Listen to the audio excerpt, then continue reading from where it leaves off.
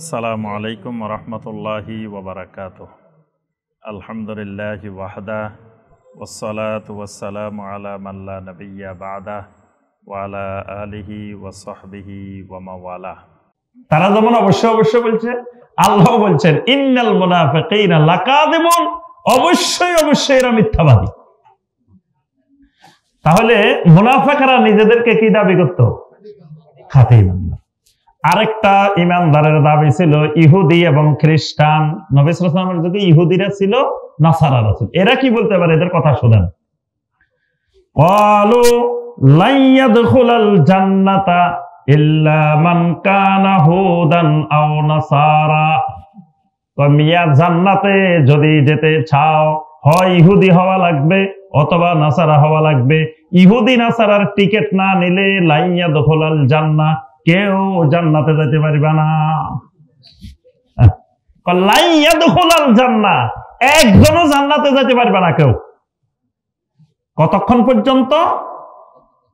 ইল্লা মান কানা হুদান আও নাসারা, হয় ইহুদির টিকিট নিতে হইব, না হয় নাসারার টিকিট নেওয়া লাগবে। মানে এরা জান্নাতের টিকিট বিক্রি করে।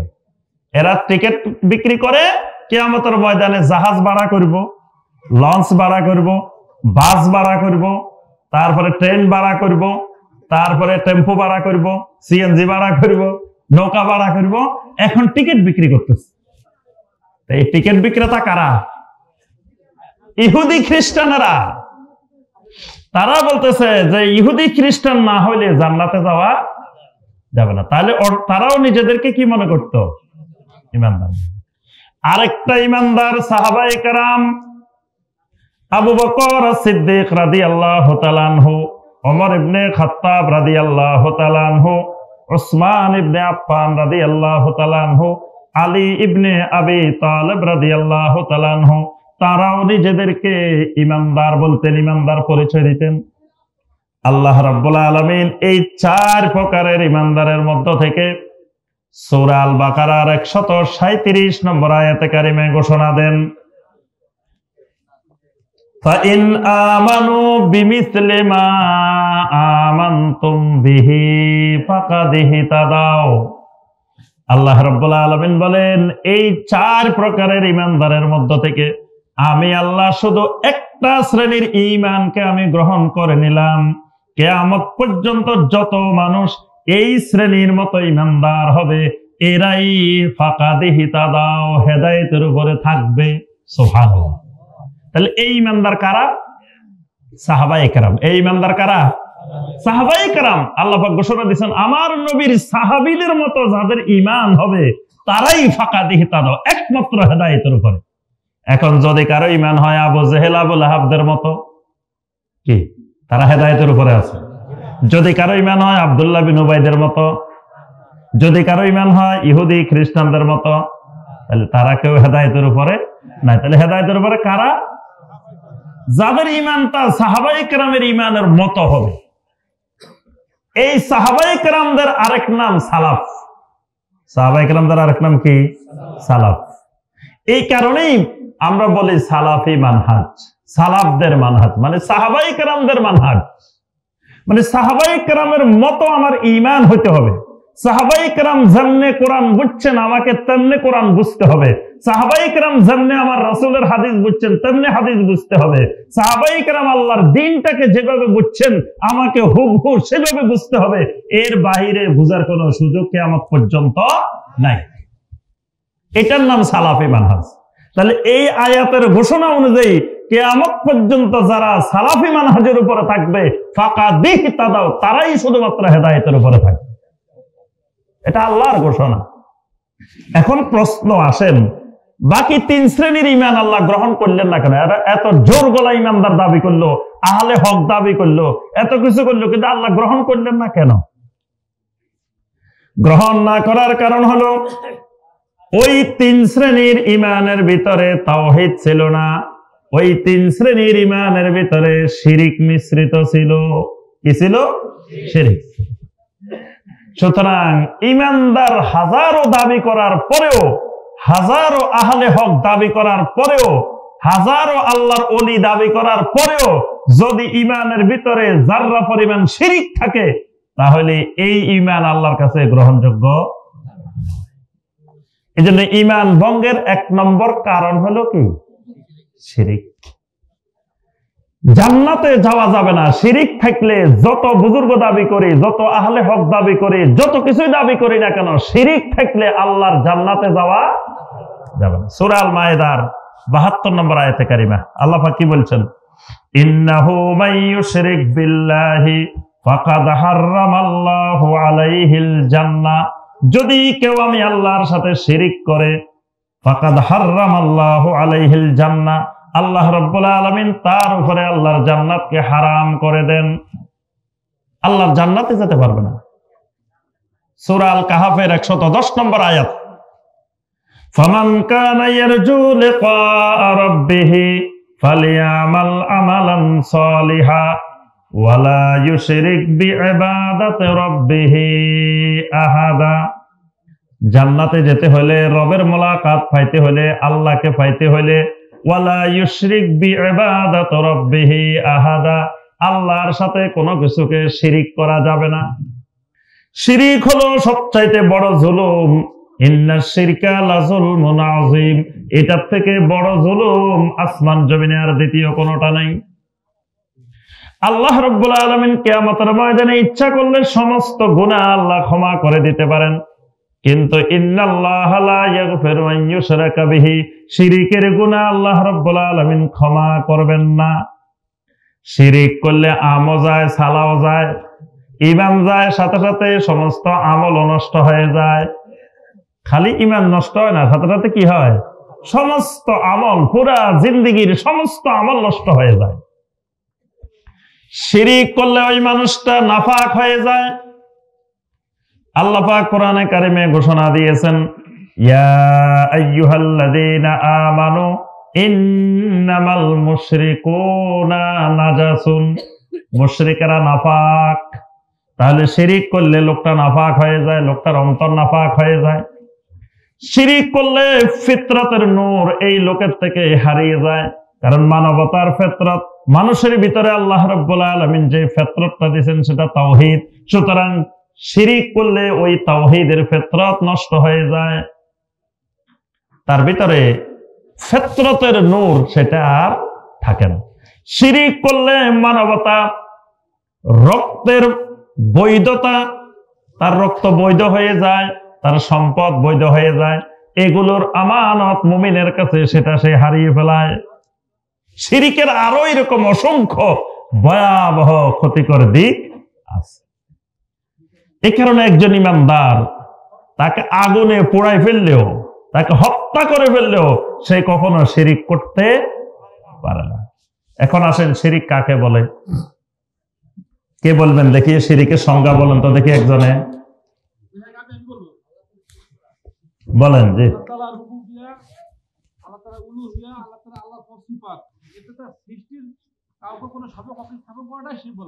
জি জি, মাশাআল্লাহ ভাই, মোটামুটি সুন্দর করে গুছাই বলতে পারছেন। সংক্ষিপ্ত একটা সংজ্ঞা শাইখ বিন বাজ রাহিমাহুল্লাহ শিরিকের সংজ্ঞা দিচ্ছেন এইভাবে, আন্নাহু তাশরিকু গায়রিল্লাহ মা'আল্লাহ ফিল ইবাদাহ। এটা হলো একেবারে ছোট্ট সংজ্ঞা। আন্নাহু তাশরিকু গায়রিল্লাহ মানে গায়রুল্লাহকে সম্পৃক্ত করা, অংশীদার করা। কিসের সাথে? মা আল্লাহ, আল্লাহর সাথে। কিসের মধ্যে? ফিল ইবাদাহ, ইবাদতের ভিতরে। ইবাদতের ভিতরে আল্লাহর সঙ্গে গায়রুল্লাহকে সম্পৃক্ত করা, অংশীদার করা, এটার নাম কি? এটার নাম কি? শিরক। তাহলে এখন আসেন, গায়রুল্লাহ কি? গায়রুল্লাহ কি জিনিস? আল্লাহ রাব্বুল আলামিন ছাড়া যত মাখলুকাত আছে, সব মাখলুকাতের নাম গায়রুল্লাহ।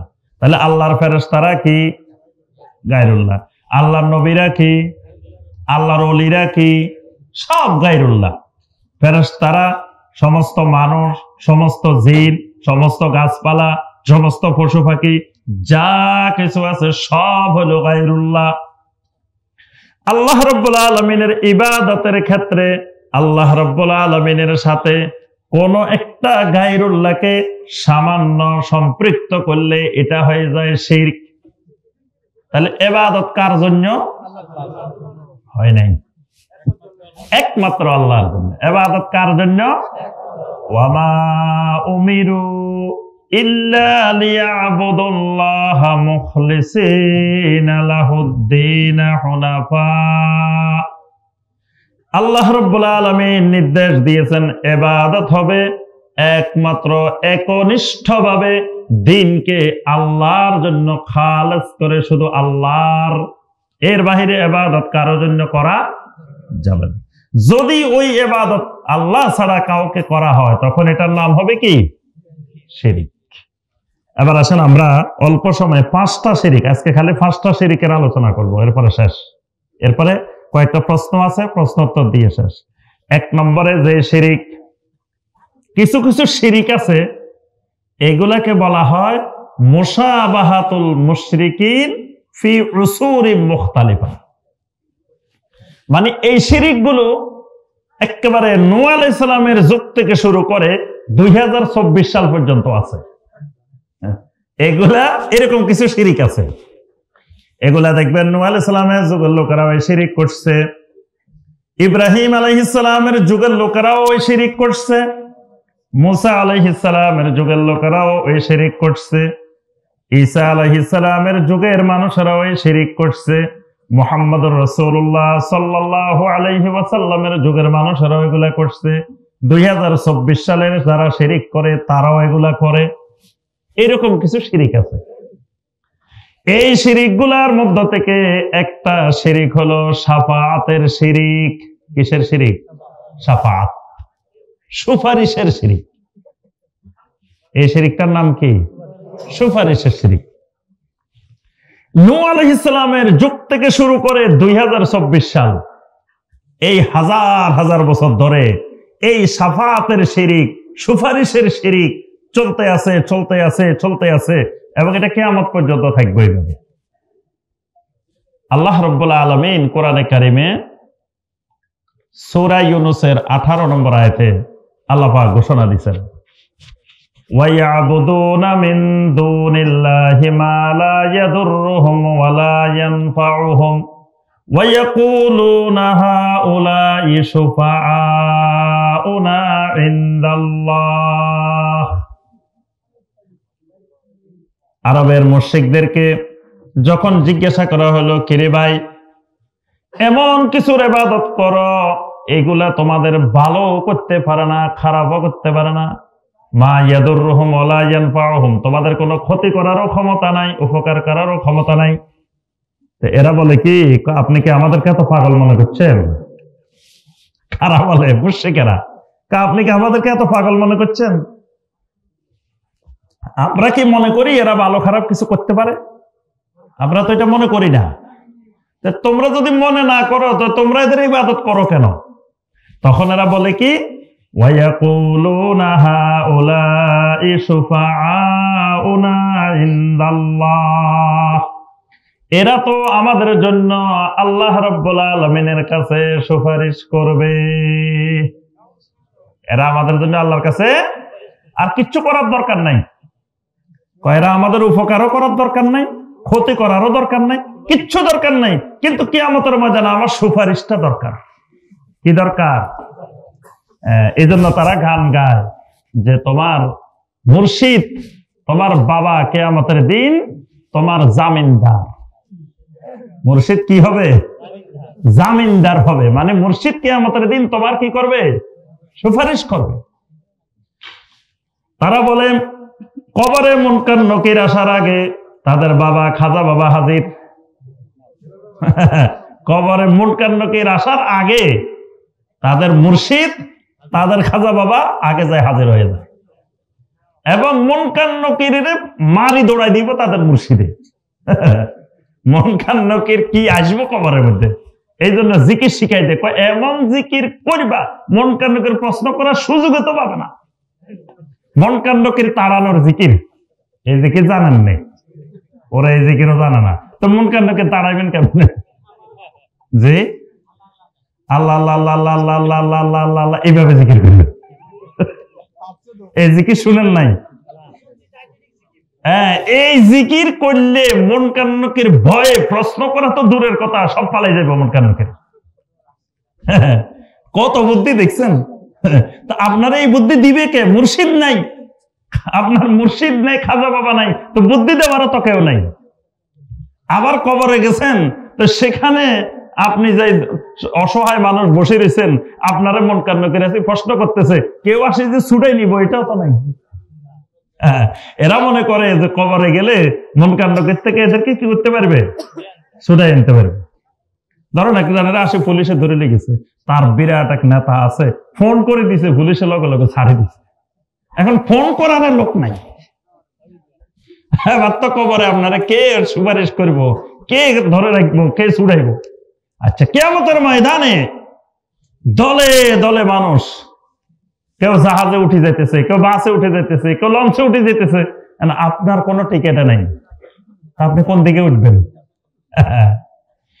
এই শিরিক একেবারে নূহ আলাইহিস সালামের যুগ থেকে শুরু করে 2024 সাল পর্যন্ত চলতেছে। এই কারণে আল্লাহ রাব্বুল আলামিন দেখেন কোরআনে কারীমের মধ্যে একটা শব্দ আল্লাহ বিনা কারণে নাজিল করেন নাই। কোরআনে কারীমের একটা শব্দ আল্লাহ পাক বেহুদা নাজিল করেন নাই। প্রত্যেকটা শব্দ কিয়ামত পর্যন্ত প্রতিটা ঈমানদারের কাজে লাগবে। হুদাল লিল মুত্তাকিন।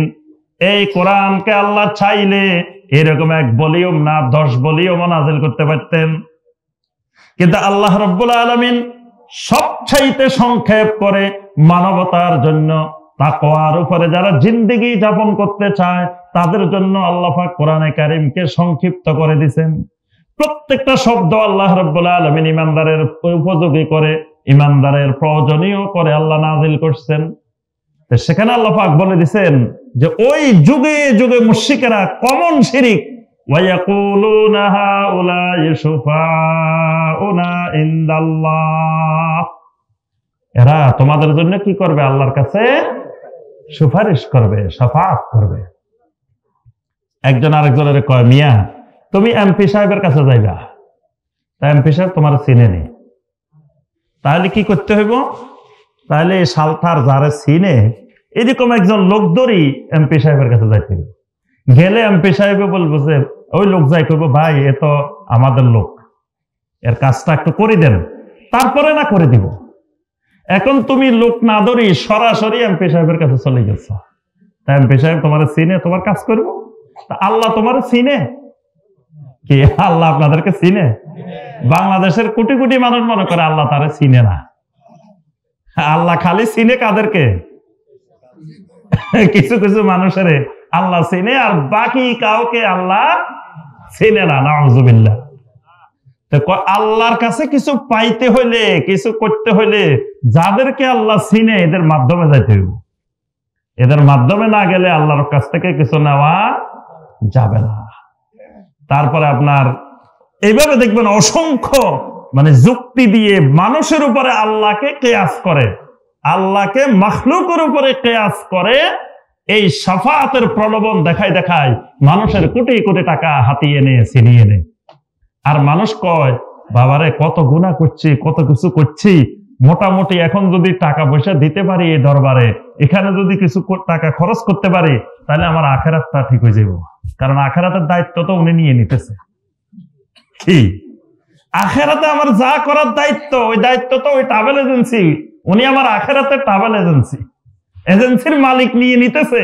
উনি এবার ওনার টাকা পয়সা জায়গা জমিন সব ঢালে দিতেছে ওখানে, একমাত্র কিসের আশায়? শাফাআতের আশায়। এই কারণে আল্লাহ রাব্বুল আলামিন কোরআনে কারিমে কয়েক জায়গায় বলছেন, কুল লিল্লাহিশ শাফাআতু জামিআ। রাসূল আপনি বলে দিন, সমস্ত শাফাআতের একমাত্র মালিকানা আল্লাহ রাব্বুল আলামিনের। এজন্য শাফাআত চাইতে হবে কার কাছে? একমাত্র আল্লাহর কাছে। যদি আপনি মদিনা গেছেন, নবী সাল্লাল্লাহু আলাইহি ওয়াসাল্লামের কাছে শাফাআত চান, রাসূল আপনি কিয়ামতের দিন আমার জন্য সুপারিশ করেন, কি জায়েজ আছে? শিরক হয়ে যাবে। কি হয়ে যাবে? শিরক হয়ে যাবে। নবী সাল্লাল্লাহু আলাইহি ওয়াসাল্লামের কাছে পর্যন্ত আপনি শাফাআত চাওয়া যাবে না। শাফাআত চাইতে হবে আল্লাহর কাছে, আল্লাহ কিয়ামতের ময়দানে নবী সাল্লাল্লাহু আলাইহি ওয়াসাল্লামের শাফাআত আমার জন্য নসিব করেন। চাইতে হবে কার কাছে? আল্লাহর কাছে। আপনি রাসূলের কাছে চাইতে পারবেন না। তাহলে যেখানে নবী সাল্লাল্লাহু আলাইহি ওয়াসাল্লামের কাছেও শাফাআত চাওয়া যায় না, কারণ শাফাআতের মালিকানা একমাত্র আল্লাহ রাব্বুল আলামিনের। আয়াতুল কুরসির মধ্যে আল্লাহ রাব্বুল আলামিন ধমক দিয়ে বলছেন, মান যাল্লাযী ইয়াশফাউ ইনদাহু ইল্লা বিইযনি, কে সে আমি আল্লাহর অনুমতি ছাড়া সুপারিশ করবে, শাফাআত করবে? কে? আমি তারে দেখতে চাই। অর্থাৎ আল্লাহর অনুমতি ছাড়া কেউ শাফাআত করার মালিকানা।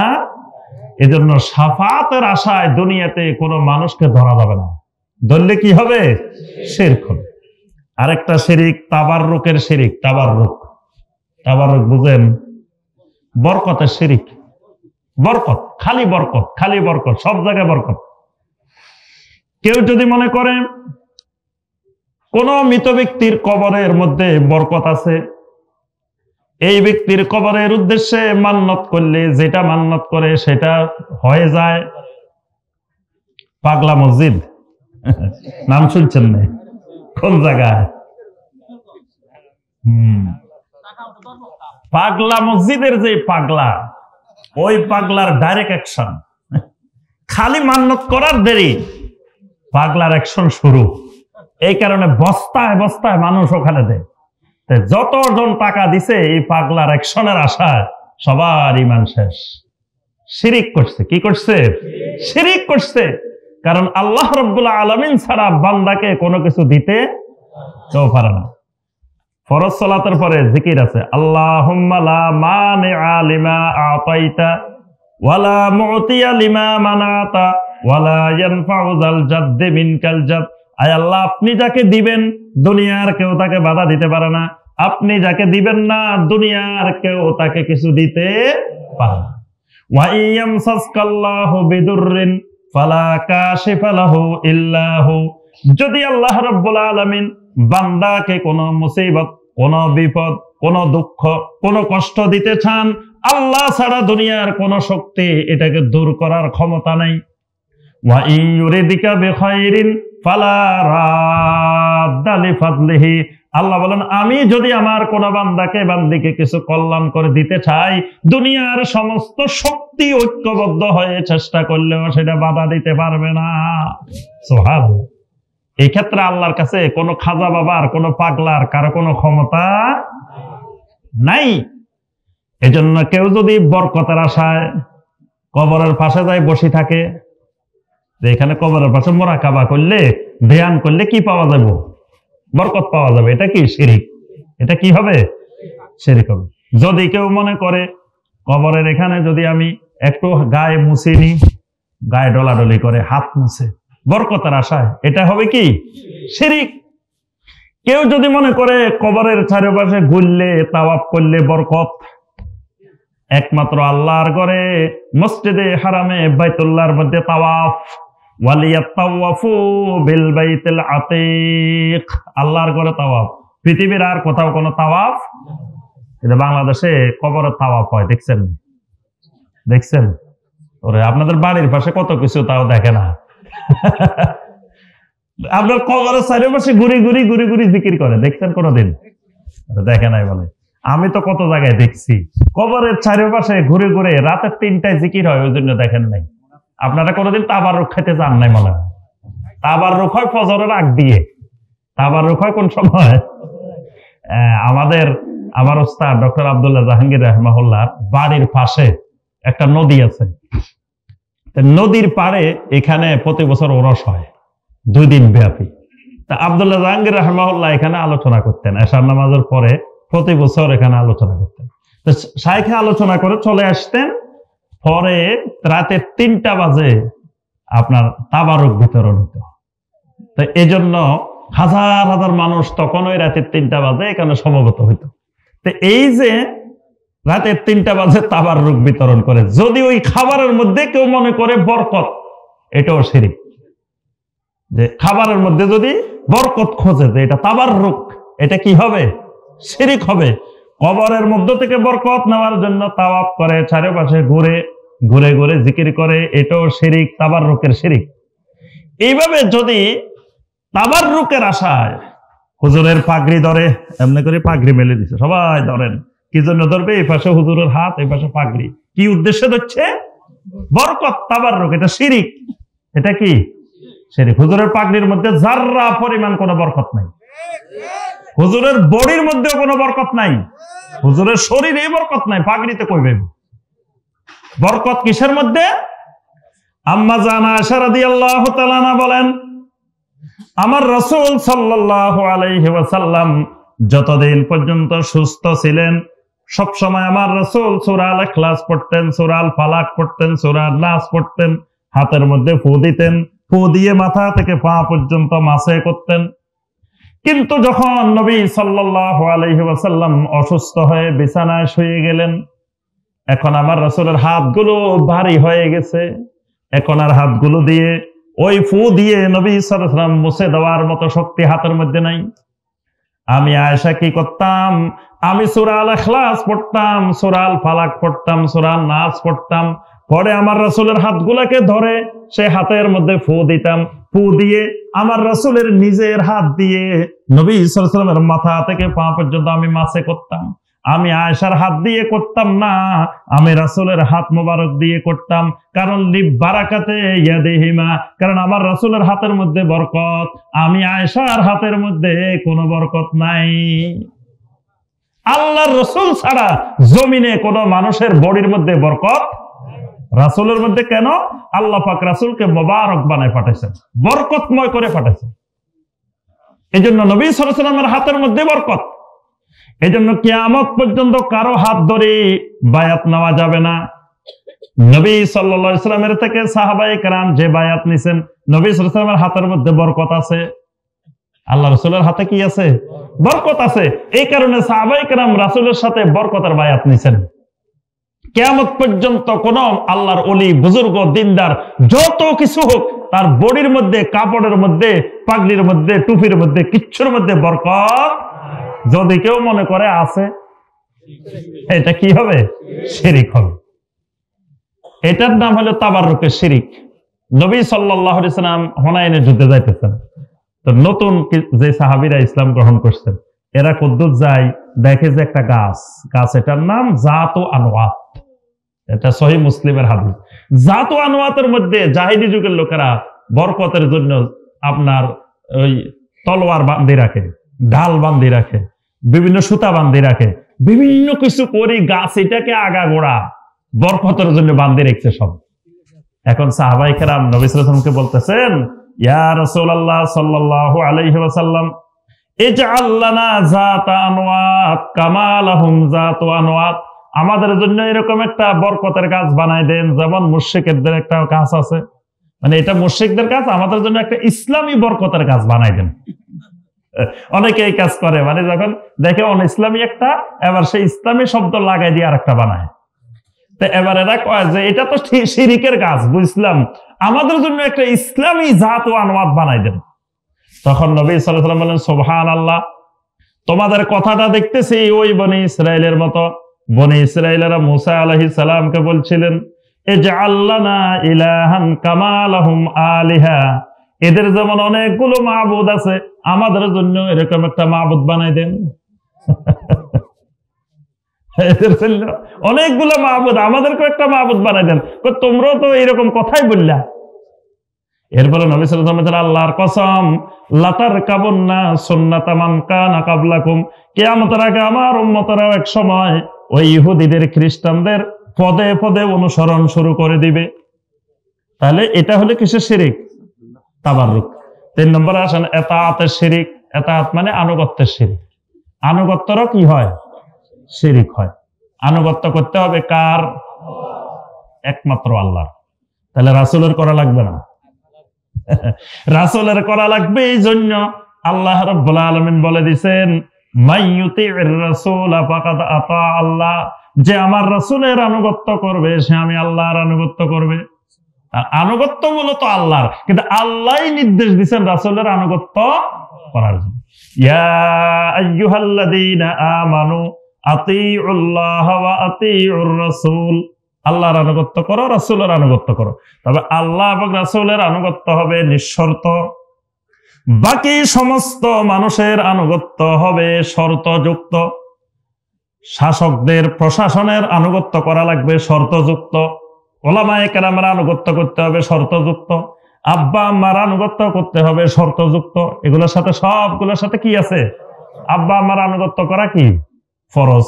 কিন্তু আল্লাহ পাক আবার বলছেন, যদি মা বাবা তোমার শিরিক করতে বলে ফালা তুতিহুমা, খবরদার মা বাবার আনুগত্য করিও না, সেখানে আনুগত্য না করা ফরজ।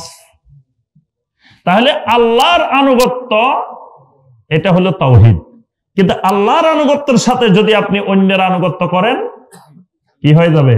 তো অন্যের আনুগত্য কেমনে হয়? তিনটা জিনিস মনে রাখবেন, হুকুম, তাহাকুম, তাহকিম। এটা তাওহীদের তিনটা পরিভাষা। একটা হলো হুকুম, আর একটা হলো তাহাকুম, আর একটা হলো তাহকিম। হুকুম মানে আইন, বিধান, ফয়সালা, এটাকে বলা হয় কি হুকুম। কোরআনে কারিমে আল্লাহ পাক বলেন, ইনিল হুকমু ইল্লা লিল্লাহ, ইনিল হুকমু ইল্লা লিল্লাহ। তো অর্থাৎ হুকুম করার মালিক একমাত্র আল্লাহ। সুতরাং আল্লাহ ছাড়া কাউকে যদি আইন প্রণয়নের মালিক মনে করা হয়, এটা হবে কি শিরক। ইমানদারদের জন্য কোনো আইন কানুন বিধি বিধান আল্লাহ ছাড়া কেউ দিতে পারে না। এখন কেউ যদি মনে করে না আল্লাহ ছাড়াও দিতে পারে, তখন এটা কি হয়ে যাবে? শিরক। তাহাকুম, তাহাকুম মানে দুইজনের মধ্যে ঝগড়াঝাটি লাগছে, বিরোধ লাগছে। বিরোধ লাগার পরে একজন বলতেছে বাইরে এটার বিচার ফয়সালা করা দরকার। তো কেমনে? একজন কয় সমাজের নিয়মে, একজন কয় নেতার ইচ্ছা অনুযায়ী, আরেকজন কয় আল্লাহর আইন অনুযায়ী। এখানে আল্লাহর আইন অনুযায়ী ওই ফয়সালা করা, এটার নাম তাওহীদ। আর কেউ যদি নেতার ইচ্ছা অনুযায়ী অথবা সমাজের প্রচলিত বিধান অনুযায়ী ফয়সালা করে, এটা শিরিক। এটা কিসের শিরিক? আনুগত্যের শিরিক। আচ্ছা, আরেকটা হলো তাহকিম। তাহকিম মানে হলো যে কোনো ফয়সালার ক্ষেত্রে আল্লাহ এবং আল্লাহ রাসূলকে ফয়সালাকারী মানা ফরজ। সূরা আন-নাসার 65 নম্বর আয়াত আল্লাহ পাক বলছেন, ফালা ওয়া রাব্বিকা লা ইউমিনুনা হাত্তা ইউহাক্কিমুকা ফীমা শাজারা বাইনাহুম থুম্মা লা ইয়াজিদু ফি আনফুসিহিম হারাজাম মিম্মা কাদাইতা ওয়া ইউসাল্লিমু তাসলিমা। আপনার রবের কসম, ওই লোক কোনোদিন ইমানদার হতে পারে না যে লোককে আমার রাসূল কোন ফয়সালা দেওয়ার পরে নিঃসংকোচে সেই ফয়সালা মেনে নিতে পারে নাই, এই লোক কোনোদিন ইমানদার হতে পারে না। তাহলে আল্লাহ এবং আল্লাহ রাসূলের ফয়সালা মেনে না নিতে পারা, এটা শিরিক। মেনে না নিতে পারা, এটা কি শিরিক। 4 নম্বর ইবাদাতুল কুবুর, কবরের ইবাদত। কবরের ইবাদত কি? শিরিক। কবর পূজা কি? শিরিক। কবর পূজা কেমনে হয়? 1 নম্বরে কবর পূজা হয় কবরের উপরে বাড়িঘর বানানো, কবর ফাঁকা করা, কবরে বাড়িঘর বানানো। নাহা রাসূলুল্লাহ সাল্লাল্লাহু আলাইহি ওয়াসাল্লাম আন ইউজাসসাসাল কবর, আল্লাহ রাসূল কবরকে ফাঁকা করতে, কবর চুনকাম করতে নিষেধ করেছেন। ওয়া আইয়ুকাদা আলাই, কবরের উপরে বসতে মানা করছেন। ওয়া আইয়ুবনা আলাইহি, কবরের উপরে কোনো ঘর বাড়ি গম্বুজ স্থাপনা কিছু বানাইতে নবী সাল্লাল্লাহু আলাইহি ওয়াসাল্লাম নিষেধ করছেন। তাহলে এগুলো কবর পূজা, এগুলো কি কবর পূজা, ইবাদাতুল কুবুর, এটা কবরের পূজা, এটা শিরক। এরপরে ওই কবরের উদ্দেশ্যে মান্নত করা, কবরে সেজদা করা, কবরে যিনি শুয়ে আছেন তার কাছে সন্তান কামনা করা। তার কাছে কি করা? যে সন্তান ছাড়ার জন্য আল্লাহর কাছে না যায়, খাজা বাবার কাছে যাওয়া। কারণ কি? আল্লাহর দন রাসূলকে দিয়ে আল্লাহ গেছেন কি হয় গায়েব। রাসূলের দন খাজায় পাইয়া শুয়ে আছে আজমিরে। তাহলে আল্লাহর কাছেও কিচ্ছু নাই, রাসূলের কাছেও কিচ্ছু নাই, সব আছে কোথায়? আজমিরে। গত বছর রমজানে আমার সাথে এক ভাই হজে গেছেন, স্বামী স্ত্রী উমরায় গেছেন, স্বামী স্ত্রী দুইজন। কি জন্য? ওনাদের অনেক দিন ধরে ছেলে মেয়ে হয় না, বিয়ে হয়েছে অনেক বছর। তো ওনারা একটু আল্লাহর ঘরে দোয়া করার জন্য দুইজনে উমরায় গেছে। তাই ওনাদের মা বলতেছে, তুই উমরায় যাস না বাবারে, তুই একটু আজমির চলে যা। তুই উমরা না যাই কোথায় যা? আজমিরে যা। কারণ সন্তান দিতে হলে আজমিরে গেলে ছেলে মেয়ে পাওয়া যায়। নাউযুবিল্লাহ। কত বড় শিরকি আকীদা ঢুকে রয়েছে। মানে আজমির গেলে পাইবো, ওই আল্লাহর ঘরে গেলে পাইতো না। কারণ কি? আল্লাহর কাছে রাসূলের কাছে তো কিচ্ছু নাই। তাহলে আল্লাহর ঘরে যাই কি হইব? আজমির গেলে না সব ধন লই বসে দিস। তাহলে ওখানে গেলে পাবে না, আউযুবিল্লাহ। এটা হলো ইবাদাতুল কুবুর। কোন মাইয়াত তিনি যত বড় আল্লাহর ওলি হন না কেন, মারা যাওয়ার পরে তিনি কিচ্ছু করার ক্ষমতা নাই, কিছুই দিতে পারেন না, কিছু করতে পারেন না। তিনি আমাদের মুহতাজ। আমরা দোয়া করলে উনি দোয়ার দ্বারা উপকৃত হবে, কিন্তু উনি আমাদের জন্য কিছু করার ক্ষমতা নেই। কিন্তু যদি মনে করি ক্ষমতা আছে, এটা কবর পূজা, এটা ইবাদাতুল কুবুর, এটা শিরিক। আরেকটা শিরিক হলো সর্বশেষ, সেটা হলো আত-তামিমা, তাবিজ। তাবিজের শিরিক, যে শিরিক বাংলার ঘরে ঘরে ঢুকে গেছে। আল্লাহ রাসূল সাল্লাল্লাহু আলাইহি ওয়াসাল্লাম যেটাকে সরাসরি শিরিক উচ্চারণ করছেন, মান তাআল্লাকা তামিমাতান ফাকাদ আশরাকা, যে তামিমা ঝুলাইলো সে শিরিক করলো। এজন্য দেখেন আরব দুনিয়াতে, আরব দেশে কোন বাচ্চার হাতে, কোন মুরব্বীর হাতে, কোন কারো কোমরে তাবিজ পাওয়া যায় না। এবং সৌদি আরবের আইন অনুযায়ী কোন তাবিজওয়ালা হজে উমরায় যাওয়া নিষেধ। অনেকে লুকাই লুকাই যায়, যে তাবিজ দিয়ে যায়। অনেকে আবার খুলি যায়, বাংলাদেশে এসে আবার লাগায়। আমি এরকম দেখছি, হজে যাওয়ার আগে, উমরা যাওয়ার আগে খুলি গেছে, আবার ওখান থেকে আসি আবার লাগাই ফেলছে। অর্থাৎ শিরিক মুক্ত হইতে যায়, আবার আসি শিরিকে যুক্ত হয়ে গেছে। এই কারণে এই তামিমের শিরিক, তাওয়াক্কুলের শিরিক, এই শিরিক বাংলার ঘরে ঘরে বেশি বিদ্যমান। আল্লাহ পাক কোরআনে কারিমকে তাবিজের জন্য নাজিল করেন নাই। এই কারণে কোরআন ছাড়াও বাংলাদেশের যে তাবিজ, বেশিরভাগ কোরআন ছাড়া লেখে, কোরআন দিয়ে লেখে না। বলে যে কোরআন দিয়ে তাবিজ দেওয়া, কিন্তু আসলে কোরআন দিয়ে দেয় না। এরা জিব্রাইলের নাম লেখে, আজরাইলের নাম লেখে, ইসরাফিলের নাম লেখে, তারপরে শয়তানের নাম লেখে, তারপরে বিভিন্ন সংখ্যা লেখে, কত কিছু লেখে তাবিজের মধ্যে। এগুলো দিয়ে দিয়ে তাবিজ লেখে, এগুলা শিরিকি তাবিজ, এগুলা কি শিরিক। আমার সম্মানিত ভাই ও বোনেরা, এই সমস্ত শিরিক থেকে আমাদেরকে বেঁচে থাকা ফরজ। আল্লাহ পাক আমাদের সবাইকে শিরিক থেকে মুক্ত থাকার তৌফিক দান করুন।